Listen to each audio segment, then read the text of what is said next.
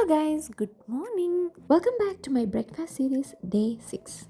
Initially, I planned to do the series for just 1 week, but then I thought, why stop here? So I have decided to keep the series going. I hope you all are enjoying the series. If you do, don't forget to give a like and support the series. So let's check out today's menu. Today I am preparing palappam and chicken stew, and this is a traditional Kerala breakfast and one of the most loved breakfast combination in Kerala. So just sit back and enjoy the video.